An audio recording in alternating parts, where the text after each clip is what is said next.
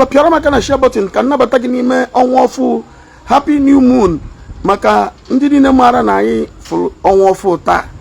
Ama m n'ikekwa ịfụba ọnwa ọfụ na your area mana ị ga-afụ ọnwa ọfụ before the end of tomorrow n'akụkụ nke gị, mana generally ọnwa ọfụ tụrụ today.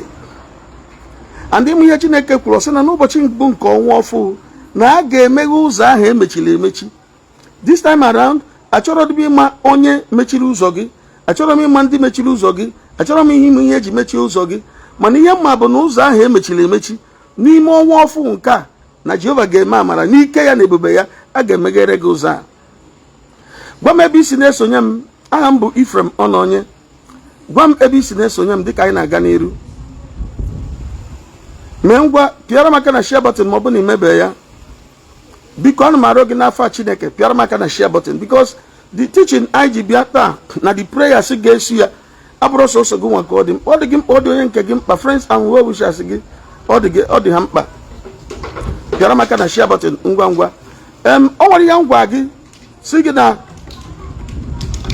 ụbọchị mbụ nke ọnwa ọfụ dịka Jehova kwuru na ụzọ ahụ onye ilo mechiri ga-emeghe, mana ebe m na-ene anya na ya tata bụ iri gị anụ egbu na arụsị, anụ eji chụọ aja iri gị before, anụ egburu mmụọ ịtaghị before. O nweghị ihe gbasara gị na anụ eji chụọra mmụọ aja before. Ọ bụ na ihe dị otu adịgo na ndụ gị, ebe a ka anyị na-eneba anya ka anyị wee mara ihe kpata na ọtụtụ ndị na problem ha na-enwekarị bụ ha na-eri nri na nrọ, ha na-akwa iko na nrọ. And ọgwụgwọ gị na onye ihe ndị a na-eme na ndụ ya enwere onwe ya chaa chaa. Ọ bụrụ ị na-eri nri na nrọ, ị na-akwa iko na nrọ, ị na-afụ ndị nwụrụ anwụ na nrọ, mmanwụ na-achụgharị gị mgbe ọbụla na nrọ, ma ọ bụ ị nọrọ na nrọ ifu ọ dịka na-epres gị down, istrọgụgide tinye mkpu ma iti nwee Jizọs inweta onwe gị. Ihe dị otu ọ na-eme na ndụ gị.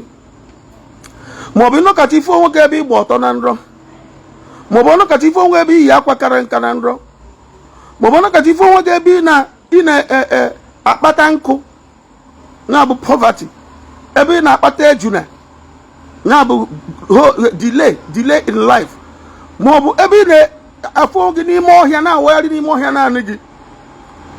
No, ọ nwe ihe m na-agwa gị now. Ọ bụrụ na ị na-esore na this broadcast, pịara maka na share button so that after this program you can watch it again, because I am going to bring one or two things very deep in it na ndụ gị. Chineke gọziere m gị dịka ị na-apịrị maka na share button. N'eziokwu ụzọ a mere mgbachi na ndụ gị ga-emegharịrị. Dịka ị na-apịrị maka na share button today, ụzọ a mere mgbachi na ndụ gị ga-emegharịrị. Dịka tata bụ ụbọchị mbụ nke ọnwa ọhụụ, and Jehova ekwuene ya si na elu n'ụbọchị mbụ nke ọnwa ọhụụ na ụzọ ahụ onye ilo mechiri ga-emeghe. Asị gị gwa m ebe isi esonyere m pịara maka na share button. Mee ka m si malite, ma ọ bụ na ị na-esonye kịta, ajụrụ m ajụjụ si ịta na anụ egburu n'iru mmụọ before, ya bụ anụ egburu mmụọ irie na anụ a before. Nna your grandfather, your great grandfather je chụọ aja na iru arụsị gbuere mmụọ ya anụ, agbasa ọbara ya n'ebe ahụ. Now at the end of the day, eburu anụ a jesie n'ụlọ isoro irie na anụ a before. Ma ọ bụ na mmadụ na-eme ihe, oyi gị nwoke na-eme ihe osi na ya na-emechi ụwa, ma ọ bụ na ya na-eme nke a, ogbuo anụ ije soro irie na anụ egburu mmụọ before.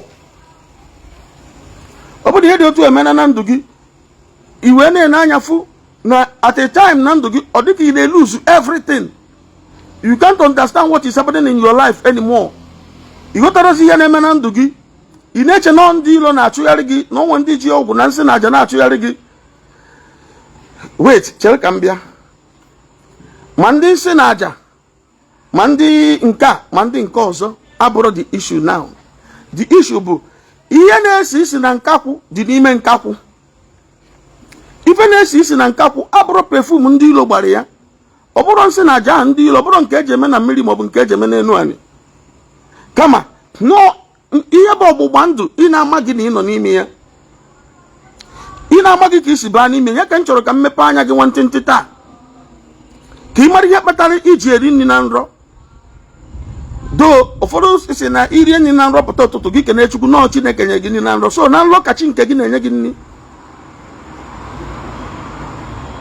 Now ka ị mara ihe kpatara iji eri nri na nrọ, ka ị mara ihe kpatara iji akwa iko na nrọ, which is not normal. It is not normal. No matter what anybody is saying, I am telling you that it is not normal. The prophet of God, Noel Maluchuku, God bless you. You are trying your best to dislodge ndị anabu actually for man of God. Akwa for man of God. Ndị merie no business ka ejizi church eme. Afọ m kida maka sister anyị nọ na Abuja, prophetess Abuja.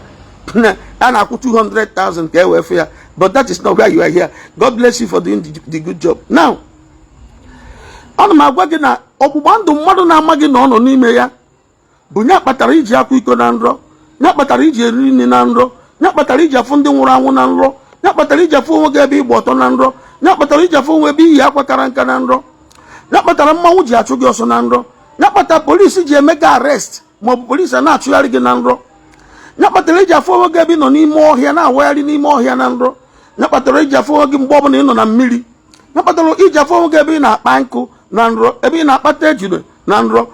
Mobu. Ebi in a where ni more here alone. Na choose isi apple.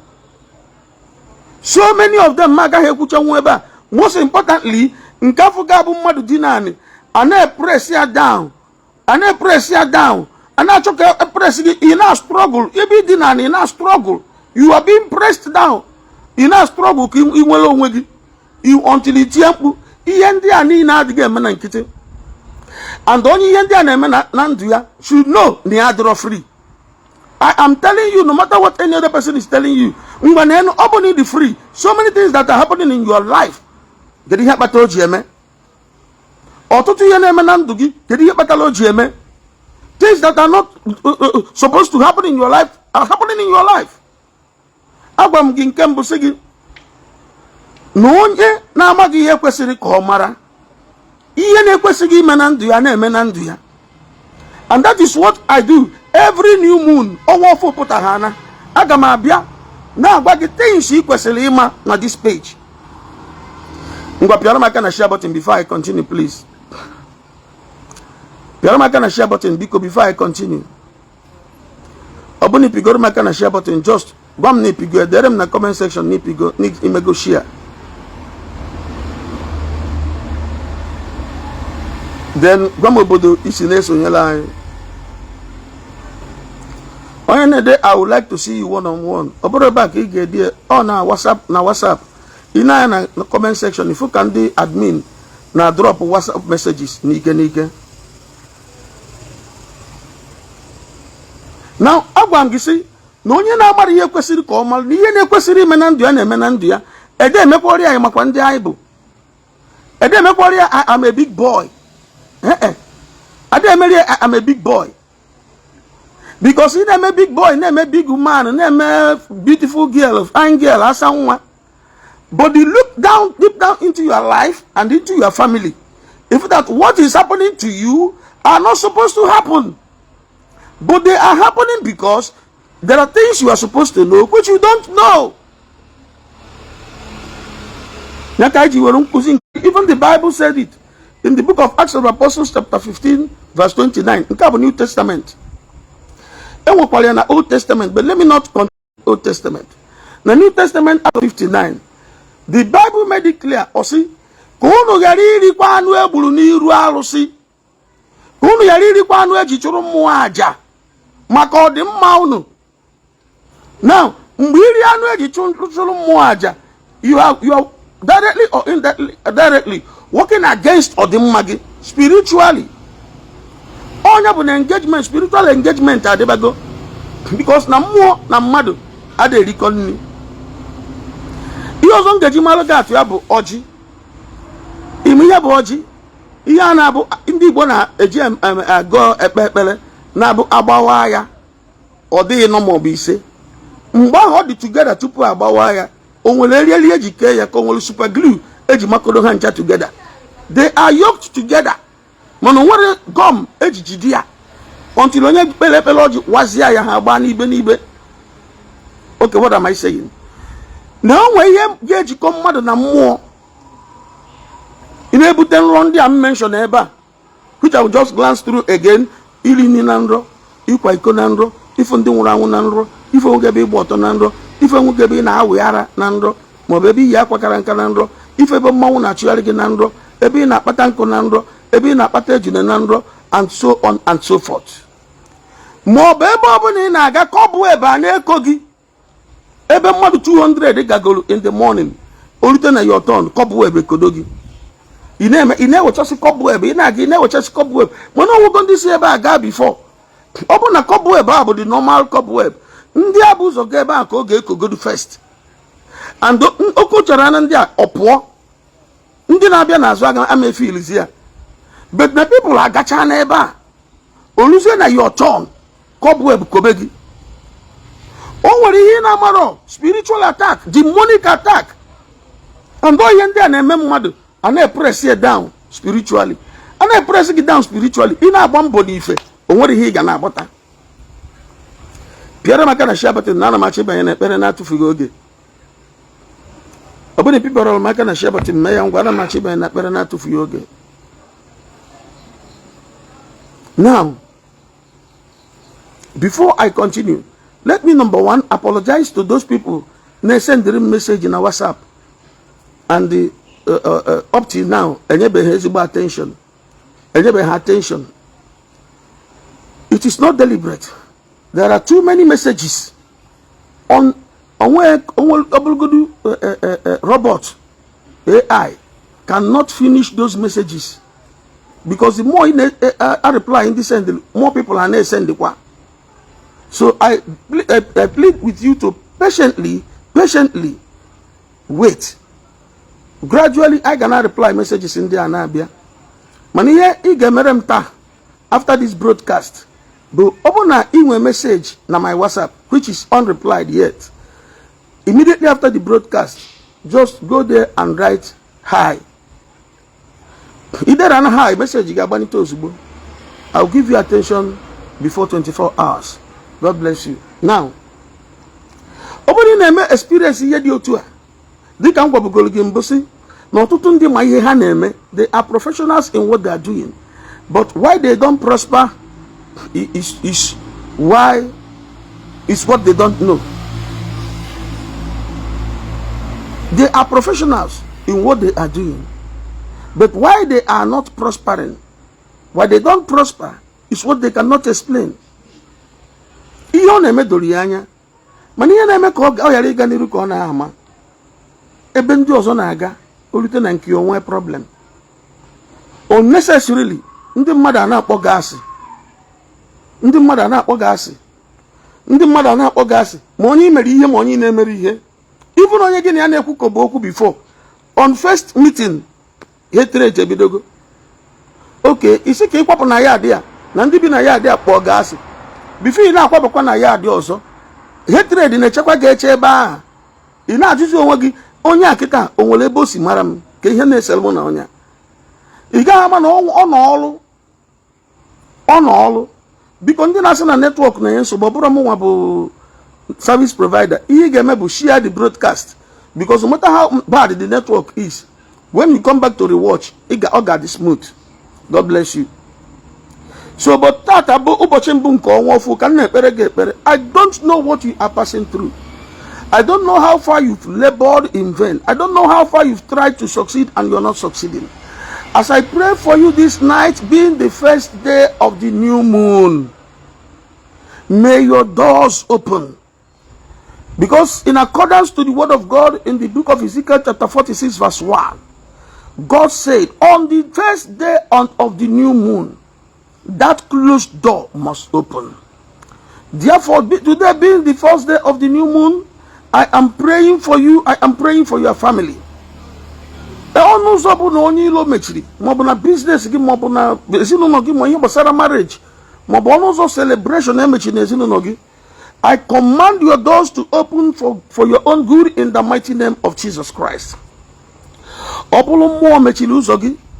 Mmụọ gị na-enwere ụgbandụ, ị na-amaghị na gị na-enwere ụgbandụ, mana ọ na-egosigo onwe site na nrọ gị, ọ na-egosigo onwe site n'iri nri na nrọ, ọ na-egosi inye gị nri na-amaghị ebe a nọ sie, nri na-amaghị ebe a nọ sie, asafụ gị na nri na-eri, mmadụ asị gị kenebe Chukwu.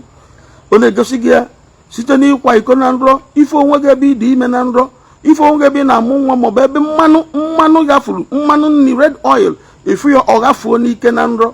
Ihe ndị a niile bụ mmụọ igosigo onwe ya, ụzọ mmụọ si egosigo onwe ya. Therefore today I command that door to open, and that satanic yoke, ihe ọbụla jikọrọ gị na mmụọ na-ese gị na Chineke, ka o mebie taa. Maọbụ nke si na agbụrụ nne gị, maọbụ nke si na agbụrụ nna gị, ka o mebie n'aha Jesus Christ. Ihe ọbụla si na agbụrụ nne gị, ọgbụgba ndụ ọjọọ ọbụla ị nọ n'ime ya, nke ị na-amaghị mgbe iji baa n'ime ya, ọgbụgba ndụ ị nwetara onwe gị n'ime ya, ikekwa site n'enyi, mgbe ị na-eme enyi, iwe si n'ime enyi wee banye na ọgbụgba ndụ ị na-amaghị isi ya. Tata n'aha Jesus Christ, ana m emebi ọgbụgba ndụ ndị a. Ihe ndị a niile bilitere n'ụzọ gị, ibutere gị ọgbata uhie, ibutere gị akpọmasị, hatred, ibutere gị ndaghachi azụ, ime ka ị na-adaghachi azụ mgbe ndị ọzọ na-aga n'iru. In the mighty name of Jesus, ana m emebi ọnọdụ ndị a niile. Ekwe m na ọ gaghị adịkwa ire n'isi gị ọzọ, ekwe m na ọ gaghị adịkwa ire n'ezinụlọ gị ọzọ. Eluigwe na-enye gị your liberation. Your liberation is coming free of charge. Mmadụ ọbụla anaghị ego ọbụla n'ime ya, agaghị asị gị weta ego weta ego weta ego, n'ihi na Chineke si nọ n'efu ka e nyere anyị, n'efu ka anyị ga-enyekwa. Dị afọ ana m ekwe n'isi gị taa, baa na nwere onwe gị na ezinụlọ gị. Let that satanic yoke be broken. Mmụọ niile na-egosi gị onwe ya site na nrọ gị, ka ha niile rapụ ndụ gị aka. Ana m enye mmụọ dị otu a iwu ka ọ rapụ ndụ gị aka. Mmụọ na-aka osoro gị oke nyanya, every time ị nọ n'ụlọ ọgwụ, every time ị na-ego ọgwụ, every time ị na-aṅụ ọgwụ. Somebody say it now. Let every satanic yoke in my life be broken today, in the name of Jesus. Can you say it now? Let every satanic yoke in my life be broken today, in the mighty name of Jesus. Let every satanic yoke in your life be broken today, in the mighty name of Jesus. There in the comment section, let every satanic yoke in your life be broken today, in the mighty name of Jesus. In the comment section, let every satanic yoke in your life be broken today, in the mighty name of Jesus. I speak deliverance into you now. Upon your life, deliverance. Freedom. I set you free. Come on, do to Arabugaka. Anumanyagi mona digochi you. Mona gosi yo onwegi. Sit nando mada. Anumanyagi you. Naha Jesus Christ. Rapu mada aka. Wapaka na ndia. Wapaka na business ya. Wapaka na marriage ya. Wapaka na mutanguya. Wapaka na zinunia. Gimona digocha. Ewarama Jesus Christ. Bogonu. Siki rapu ndu mada aka. Wasugo onwegi na ndu mada. Yali wonte kwisi gozo ka mmadụ bana nwere onwe ya na ezinụlọ ya n'aha Jesus Christ. Onye so mkpe ekpere akwa ezigbo amen n'ebe a. Ngwa pịara maka na share button, pịara maka na share button ngwa ngwa. Pịara maka na share button. Igwago m ebe isi na watch anyị. Gwa m ebe isi na watch anyị, pịara maka na share button. Mee ngwa ngwa ka anyị gaa n'iru. Nke a ga-abụ the shortest new moon prayer. Anyị agaghị ekwe ka o too ogologo nne. Chineke gozie gị n'aha Jesus. Ipigoro maka na share button. Ka anyị were oge akọwa ndị na-eso anyị just briefly, ndị na-eso anyị for the first time ihe gbasara ọnwa ọfụ. We are not worshiping the moon. Anyị na-eme ekpere every new moon, but we are not worshiping the moon. Ọ bụrụ ofe ka anyị na-efe. The moon is just our timekeeper. Igwe anyị na oge elugo. Anyị ji na-check the time and season. Ọ bụ na ị na-anya taa ndị akpụ isi naanị, ndị na-akpụ isi naanị kechiri ọnụ sinsi tọpere ọnụ maka na ọnwa ọfụ pụta taa. Mana nke anyị dị iche na nke anyị bụ na anyị na-eme ya every new moon. Anyị na-eme ekpere every new moon ka anyị were ihe dị n'okwu Chineke wee kpere gị ekpere ebe a Chineke si na ụbọchị mbụ nke ọnwa ọfụ na a ga-emeghere gị ụzọ ahụ emechiri emechi. Anụ aka nchọ ka emeghere gị taa ka ibido nwetaba contract, ka ibido nweta bọọlụ. Agata Okwesili, God bless you. Zealous Edu Brazil, God bless you. Mmadụ na-aba mkpọrọ aha gwa m okwu na WhatsApp after the broadcast. Ne WhatsApp number ka admin na drop ebe a. Mmadụ na-aba mkpọrọ aha gwa m okwu na WhatsApp. Just gwa m na ọ bụ gị. I will talk to you after the broadcast. The WhatsApp number dị ebe a, admin na drop here from time to time. God bless you. Now, ana m ekwu maka ọnwa ọfụ. Ọnwa na-abịa every 28 days. like ọnwa ọfụ nke apụta taa, ọnwa ọfụ ọzọ ga-apụta after 28 days. O wee mee na ihe ọnwa ji apụta, ọnwa ọfụ na-abịa 13 times every year. 13 times every year. Dịka ị maara na cycle otu ọnwa na-adị cycle nsọ nwaanyị, menstrual cycle nwaanyị bụkwa every 28 days. 28 days. Otu a ka ọnwa ọfụ na-abịa every 28 days. These things are very spiritual. Mana ofeke agaghị amụ ya. M ga-agwa gị ihe ndị ị ga-eme ma ọ bụ na taa bụ mbọchị mbụ gị ị na-esonyela anyị, mana ọ ga-abụ after this prayer. Anyị kpechaa ekpere a kịta, m ga-agwa gị ihe ndị ị ga-eme. M ga-agwa gị ihe ndị ị ga-eme ma ọ bụ na taa bụ ụbọchị mbụ gị. Ekpere na ekpere gị dịka ịpịrị m aka na share button, biko I don't know.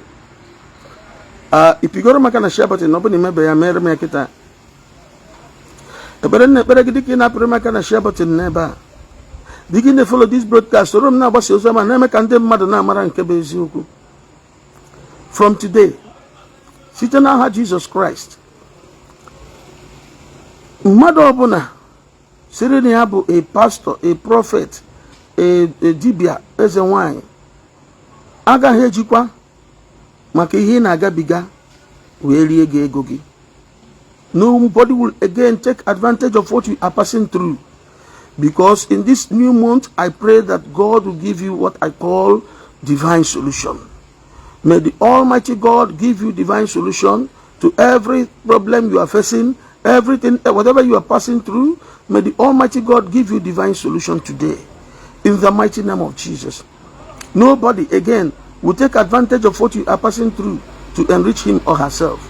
Mother gajizi hi na agabiga wena egwu gị wayo na ebulu gị amụma na anapụ gị ego. Ị gaghị ejizi maka ihe na agabiga na spend ego gị na agba kaadị ka iwefu man of God na woman of God.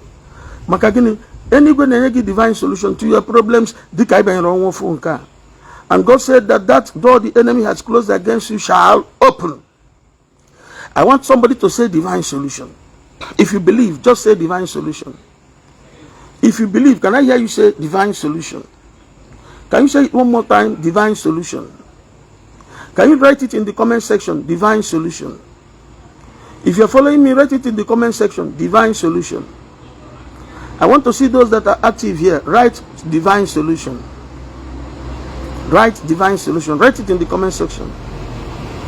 God bless you. And you will receive divine solution to all the problems you are facing and challenges, whatever you are passing through, whatever that your family has been passing through. As I pray for you prophetically as a servant of God, let divine solution locate you. May God, the Almighty God, give you divine solution. In the mighty name of Jesus, Chisom peace. Chisom peace. There is a message in our WhatsApp immediately after the broadcast. I am praying for your divine solution. May God give you divine solution in all you are passing through. In the mighty name of Jesus. You cannot continue like this and end this year like this. Never again shall you labor in vain. In the mighty name of Jesus. The doors of divine connections are being opened for you. The doors of celebrations. Celebrations. Now your family. Celebrations. Joyful celebrations. Burial, funeral. I am praying for the joyful celebrations in your family. I am praying for joyful celebrations in your family. I am praying for joyful celebrations in your family. And no demon, no principality, no power of darkness will be able to stop it. And so shall it be in the mighty name of Jesus Christ. Just click the share button, click the share button, click the share button. I am still praying for you. Goku. Dika na-ekpere megide mmụọ ha na-eme ka ịkwa iko na nrọ, mmụọ na-eme ka mmụọ na-enye gị nri na nrọ. Ana m ekwu okwu megide mmụọ dị otu a taa. Ana m enye mmụọ dị otu a iwu ka ọ rapụ ndụ gị aka. Mmụọ na-eme ka ife onwe gị ebe ị na-awagharị n'ime ọhịa na nrọ. Mmụọ na-eme gị ka ị na-afụ onwe gị ebe ị gba ọtọ na nrọ. Ana m enye mmụọ dị otu a iwu n'aha Jesus Christ ka ọ rapụ ndụ gị aka. Mmụọ ọbụla na-eme ka ị na-ahụ ebe mmanwụ masquerade na-achụ gị ọsọ na nrọ. Mmụọ na-eme ka ị na-afụ onwe gị ebe ị na-arị ugwu endless mountain. I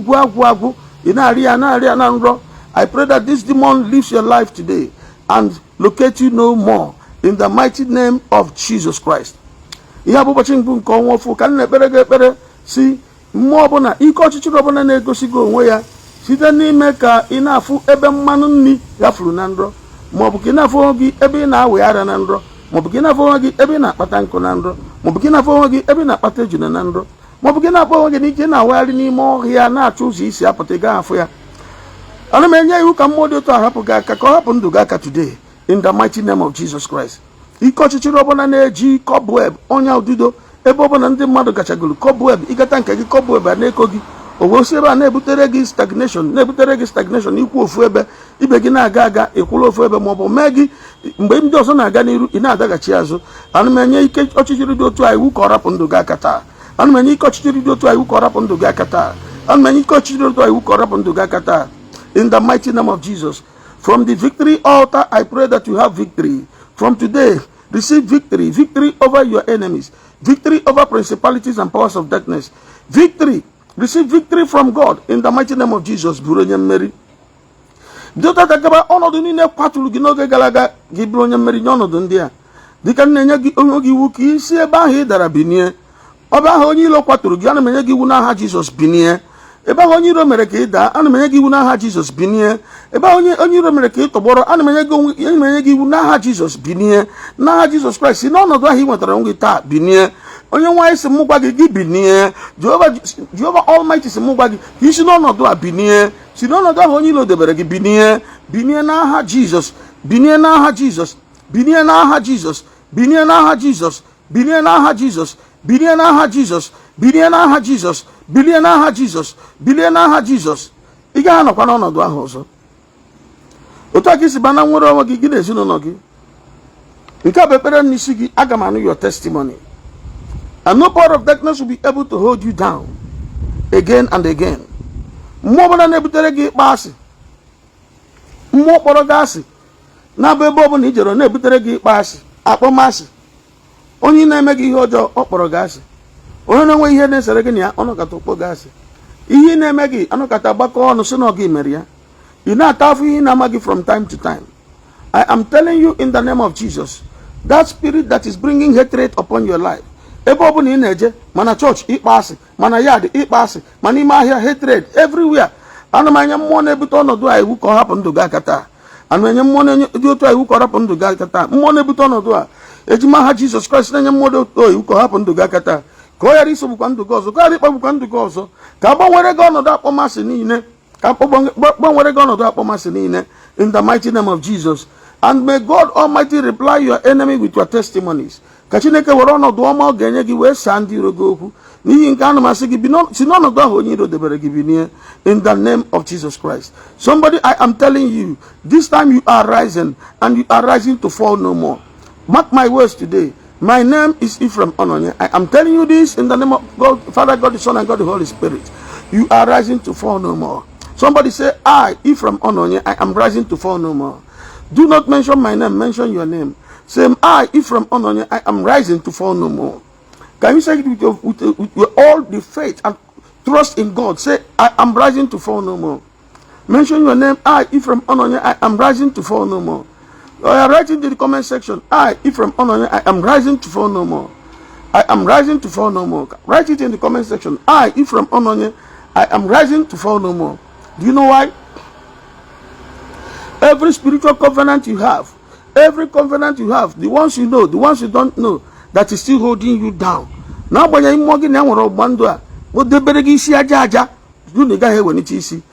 telling you that that covenant is broken today. In the mighty name of Jesus, that covenant is broken today. In the mighty name of Jesus, that covenant is broken today. In the mighty name of Jesus, that covenant is broken today. Mosina burunnegi, Mosina burunnagi, Mosini kunnegi, Mosina ki metaraneni, Mobun ki baranimi ya mbili lanwe buruni rummo. Hey! Mobo bandi baranimi mbili lanwe buruni rummo. O bandi baranimi mbili lanwe buruni aruse. Let that covenant be broken today.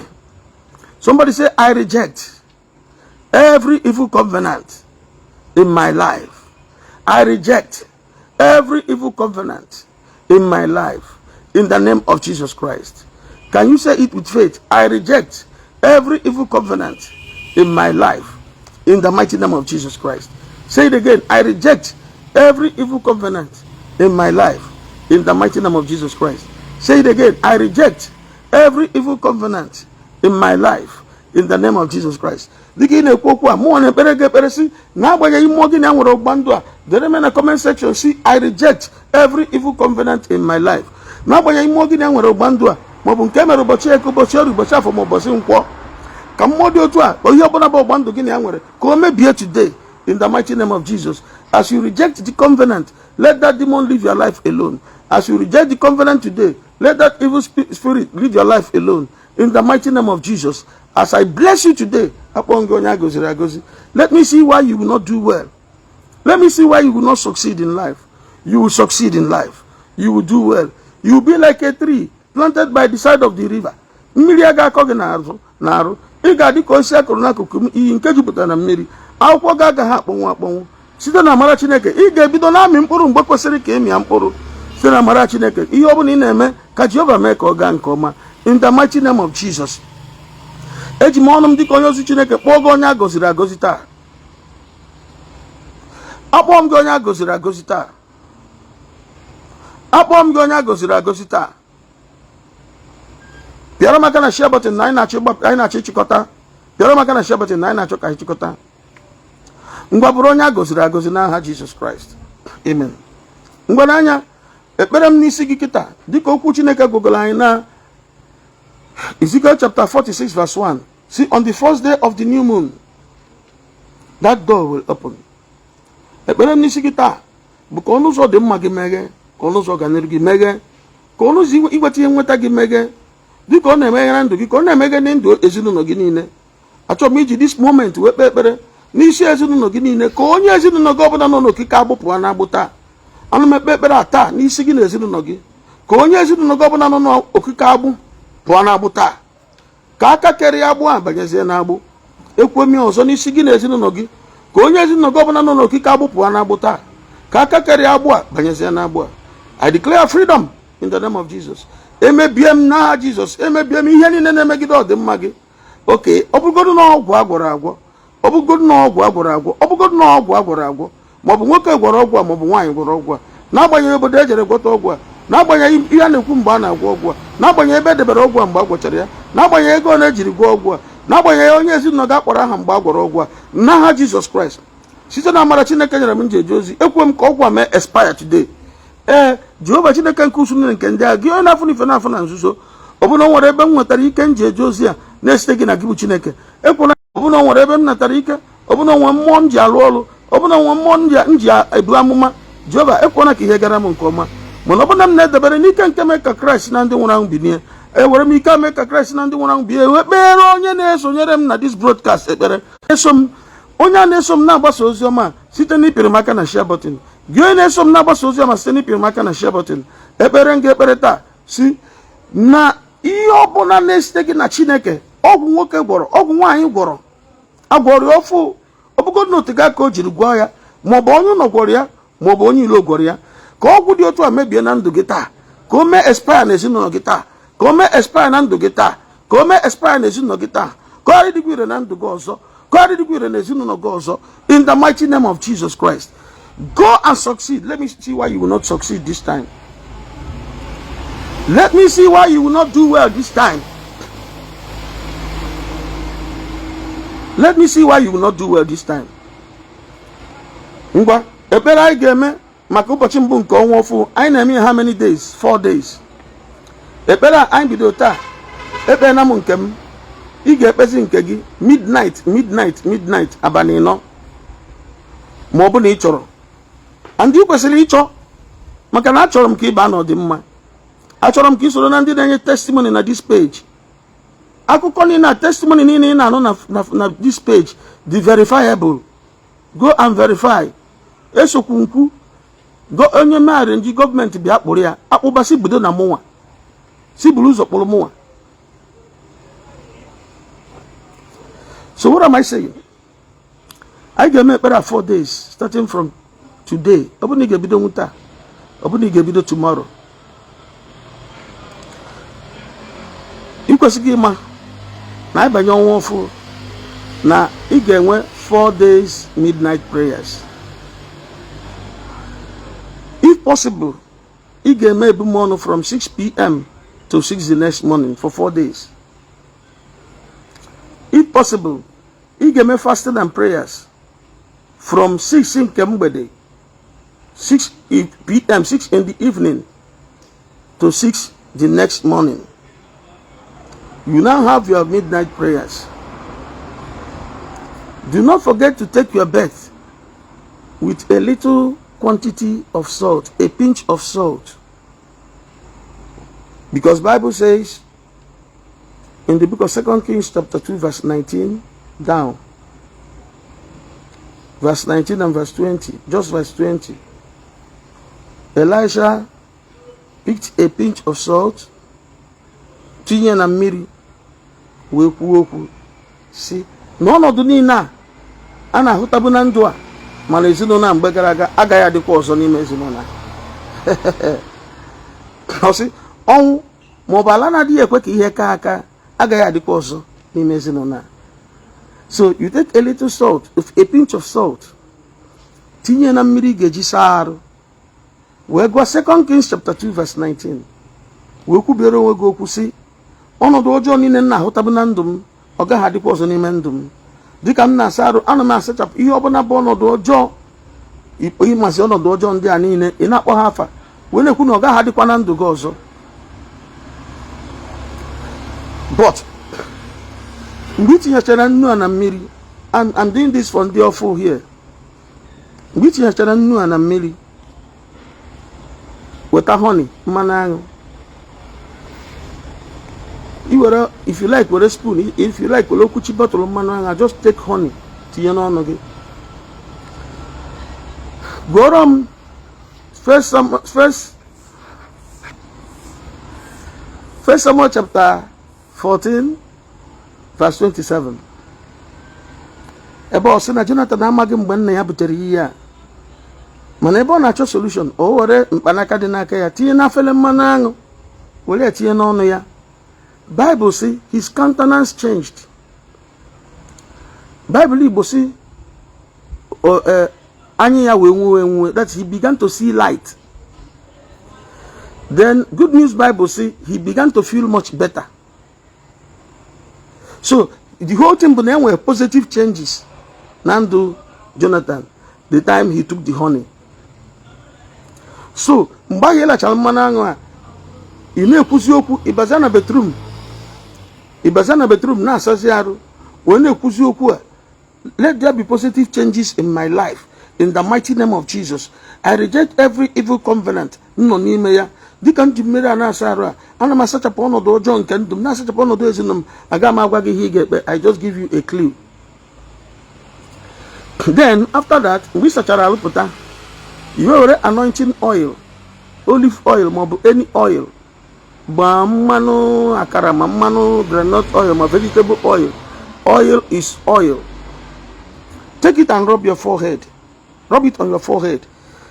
Speak to your life. Speak into your life at least for 15 minutes. Let every satanic yoke in my life be broken in accordance to Isaiah chapter 10 verse 27. Biblical backup. In accordance to Isaiah chapter 10 verse 27, on that day everybody shall be lifted up my shoulder and every yoke from off my neck, and the yoke shall be destroyed because of the anointing. Let every satanic yoke in my life be broken because of the anointing. Let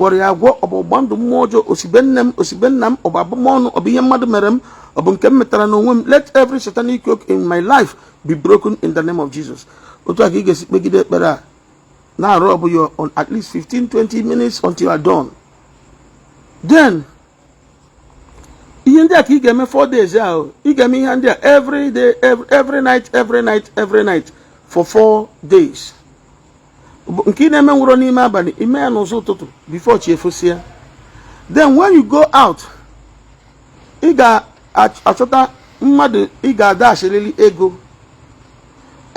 day, 4 days. I got dash a little mad ego. Obugot no go catch us on this page. Now your street, now your area, and when you phone ye come. For the fact you will got an Android phone when I watch him now. For the fact you will subscribe when internet connection.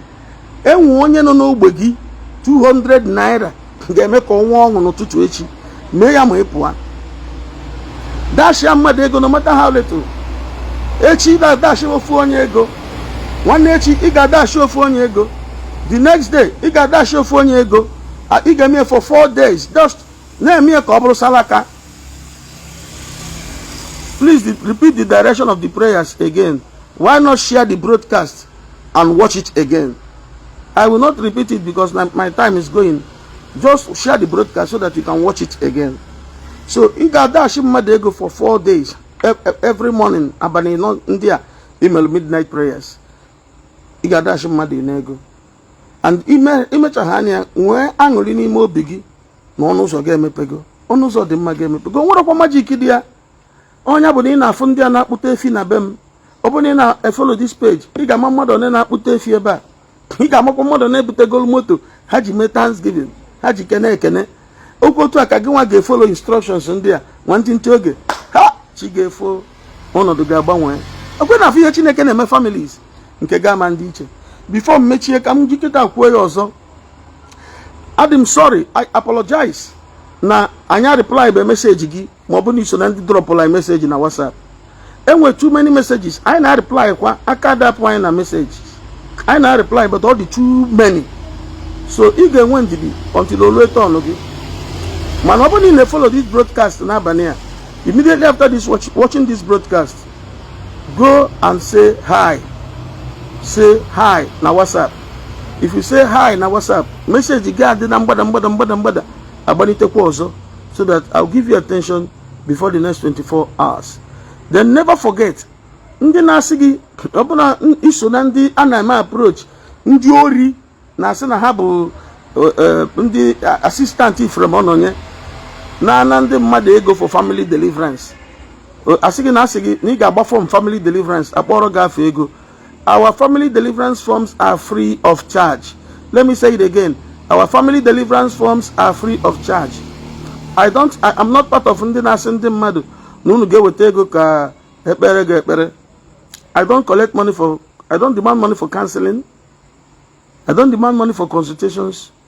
I don't demand money for prayers. I don't demand money for I don't even demand your tithe.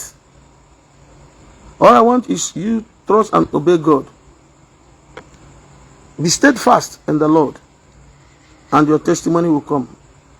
Ndị aneme hi eba amam na ikekwe nori ihe nkwuru, but I just want to believe na enori ihe nkwuru or maybe no otu isi chọ ọ bụrụ ihe m gwa gị ka ị na-eme. Now may the Almighty God bless you. May your doors be opened.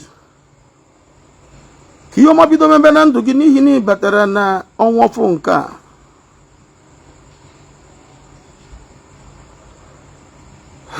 Kelechi Cyprian Okoye, make sure you write me on WhatsApp. Kelechi Cyprian Okoye, make sure you write me on WhatsApp.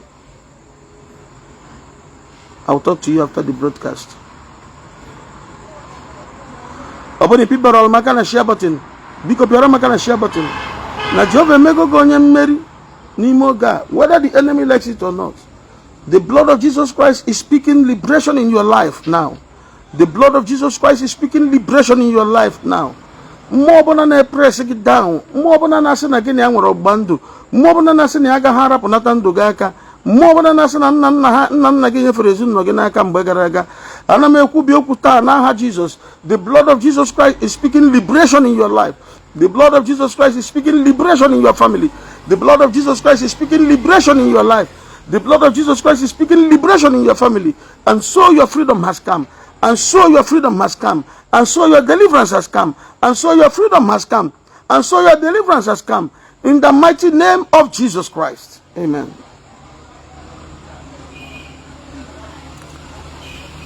When you share the broadcast, share the broadcast. When you got a high call, maka ekpere igeme maka onwofu ekpere igeme abani no. You get merembo, you share the broadcast. I'm going to watch it again. You get what the information. You have behind a man on 1 4 abona. You have a behind a man on 1 4 abona. And I'm no one phone capital. Now before the next new moon, your testimony has come. Before the next new moon, I'm saying this to you prophetically. Your doors are opened. Before the next new moon, you are celebrating already. And no power of darkness will be able to stop you. No demon will be able to stop you. No principality will be able to stop you. For I speak to you in the mighty name of Jesus Christ. And so shall it be. In the name of Jesus. God bless you for being part of this program. Please help me share this program. Just click your share button for me. And I pray that I will hear your testimonies. If you are new here, open it bonyo forever. Go down, scroll down on this page and hear and see testimonies. See people's testimonies. Are we going to submit the 5 naira? Yes, now, as usual. As usual. Okay, I'm answering this question in case someone wants another question. You join me about now.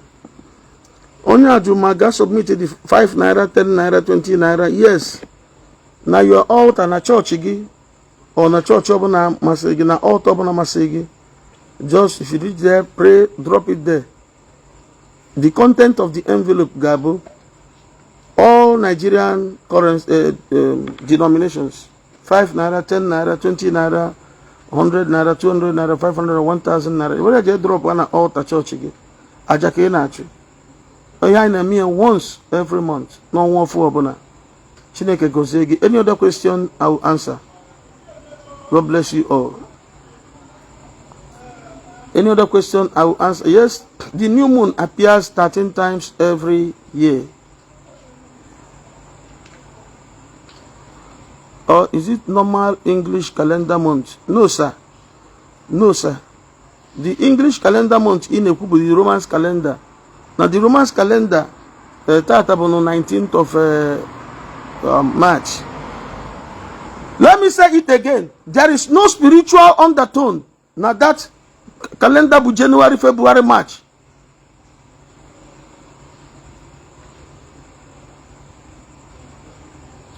Those abroad, you can use your $1, €1, £1, one whatever. Now all top on like it. Even if you don't go to altars, make sure you give somebody something to somebody. Make sure you give somebody something.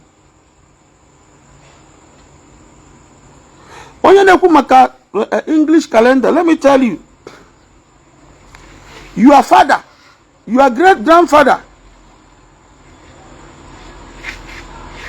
Stella, you can give it to somebody now. Just dash your mother. And when they come now, when they want to know, Ezoku na man and the ocha na alucha hebe hanano. Man ogen well around you.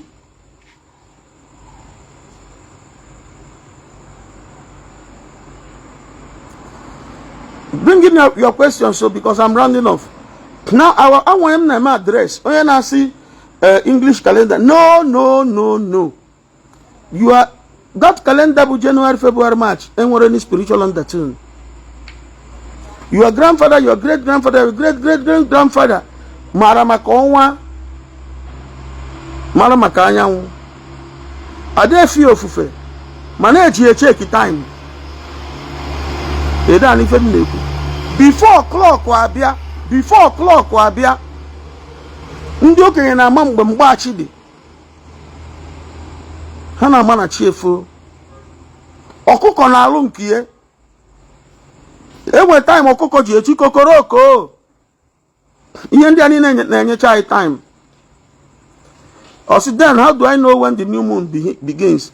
Sir, today, maybe you just came in. Today is the beginning of the new moon. This is the first day of the new moon. So the next new moon will be after 28 days from now. It is a circle. Onwa bugide or circle. It is a circle. That menstrual cycle na funso ha na bekwa every 28 days. Menstrual cycle na bekwa every 28 days. Owofu na bekwa every 28 days. Ebele fasting na bido by 16 kemgbe de meche 16 to for 4 days. So man onwa na put 13 times because if about 28 days ahụ onwa ji awa It times here by 12. Okay, you get 365 days, you make it 1 year. No, it will not give you 365 days. So many times here by 13. If you look here and so. 1 Samuel chapter 14 verse 12. So, moon, the new moon, on the my able spiritual. Bunya man ma ubositata mari hob. Ubosimbu nko onwofo. So, I na use nkeni ndi Roman Empire so weta. January, February, March, April, June, July, IG agwa ko wele na ejolu na calendar. But when it comes to spiritual things, I'll tell you, God aburu mwaka. What you were singing out, Ezekiel chapter 46 verse 1. Sing, on the first day of the new moon, the door shall open. Can I start it tomorrow? Yes. Yes, you can start the fasting tomorrow. Witchcraft is fighting me. There in the comment section. A divine healing upon your husband. May your husband be healed today. Ka Chineke were iko jibulu Chineke gosi digi amaraya na ogwugwo nsọ ya. Koine this verse 12 ever. Chapter 14 verse 27 and verse 29. 1 Samuel chapter 14 verse 27 and verse. Our scholars who know what the Bible passages about. The son of Bible passages are in the comment section. All the Bible passages that has to do with this program, they stand in the comment section so that ndị ofu neba esi na we mara ihe anyị na-eme. Okay, I'm rounding off. God bless you all. God bless you all. God bless you all. If you have not shared the broadcast, please share the broadcast. I'll try my best. Ijozia otu oge wetara ha ntọ Chineke otuto na ndụ gị ka isoro na ndị ga-enwe testimonies. Ọ dị ike ọbụla ga-egbochi ya. No power of darkness will be able to stop you this time. In the mighty name of Jesus. I love you all. Please help me share the broadcast. You get financial breakthrough in Jesus' name. Yes, verse 27 and verse 29. Pray for my brother's wife. Oh yeah, there na message. Na message. The WhatsApp number there. I am a newcomer. You're welcome. I understand you very well. Please, you quote Second Kings chapter 2 from verse 19. 2 Kings chapter 2 from verse 19. Scripture for honey. Scripture for honey is 1 Samuel chapter 14 verse 27 through verse 29. Yes, somebody is doing a great job now. The whole Bible passages. 2 Kings chapter 2 from verse 19. From verse 19.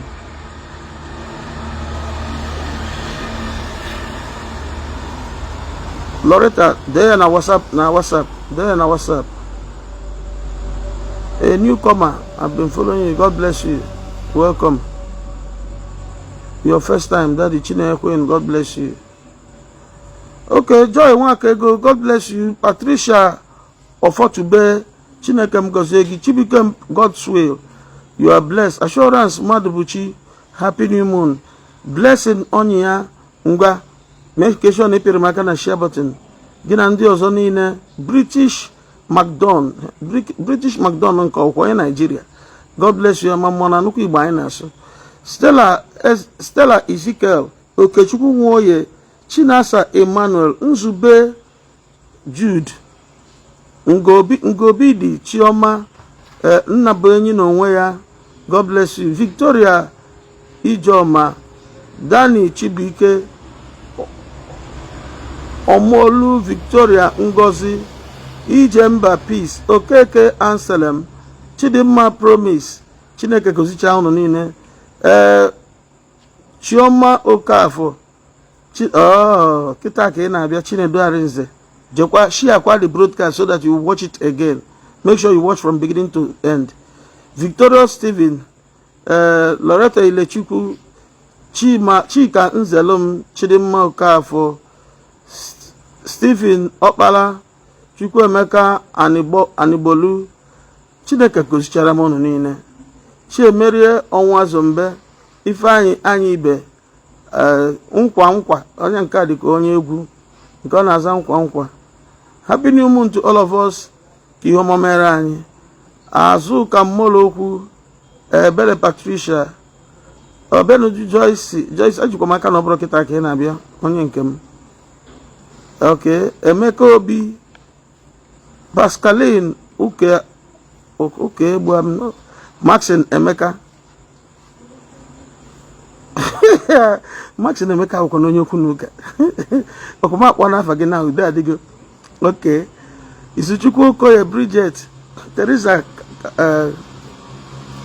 Magnus Mezie, Vera Chi Ebonam. Ị na-apịkwara maka na share button.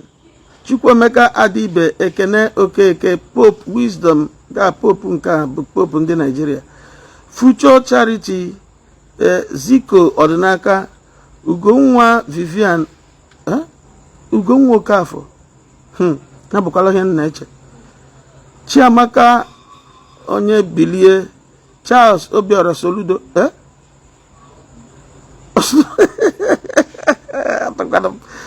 nya bụrụkwa nke ezigbo ọchịnwa bụ na adị m afụzikwa brake light gị na-esi n'ichu ọra dịka ka nwanne m. Sir White Fire nke a dị egwu. Ọzọ Nicodemus ngwanụ nwere anya si mmepụta. Amaka ọkụ efuna. Eric Onwasi Igwe, the King ọzọ, your first time, God bless you. Duru Kinsley, mmiri mara ugo nke anyị. Adaobi Eze kwesịrị ngwa aga m achịkọtasị n'ebe a. Osta Nnadozie, ndị nke ọzọ niile ana m ekene unu ma ndị akpọrọ afa ma ndị a na-akpọrọ afa. Oge ezugo. Chineke gọzie unu n'aha